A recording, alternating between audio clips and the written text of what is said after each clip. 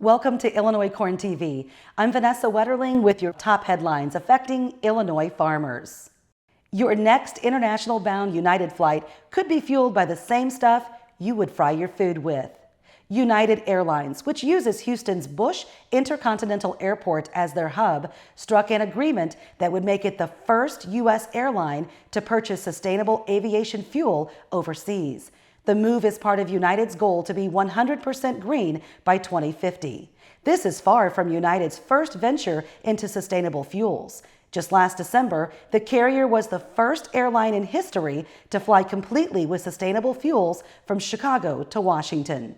Other U.S. airlines like Delta and JetBlue have also committed to the use of renewable energy sources. Meanwhile, Illinois Corn Growers President Marty Marr recently shared a podcast describing the Next Generation Fuels Act and the impact it will have on American farmers. Highlights from that podcast include the growth of ethanol usage by 5 billion gallons per year. It also could increase annual corn demand by over 1.7 billion bushels. When comparing unblended gasoline to higher blends, it results in at least 40% fewer greenhouse gas emissions. Using higher blends would result in 2 billion metric tons of reduced greenhouse gas emissions, which is equal to 427 million cars removed from the road and reduced greenhouse gases per year.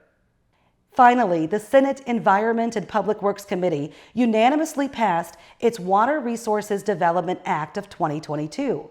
The bill includes a cost-share shift offered by Senators Tammy Duckworth and Dick Durbin that would allow for quicker completion of inland waterway projects to alleviate supply chain issues and address global food security and energy security. The new cost-share provision would permanently adjust the inland waterways cost share for construction and major rehabilitation projects. The proposal also eliminates the sunset provision and preserves the changes indefinitely. Next, the House of Transportation and Infrastructure Committee will develop its version of the WRDA bill with plans to release text and hold a markup soon this month. Illinois Corn Growers has already begun working with the Illinois House delegation to get the same cost share change included in the House version of the bill.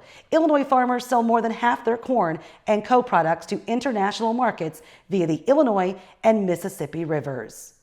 This is a great way to maintain global competitiveness for farmers in Illinois. You've been watching Illinois Corn TV. Subscribe to our YouTube channel, like them on social media, and for more information about Illinois Corn, go to illinoiscorn.org. Have a great growing season, and thank you for feeding the world.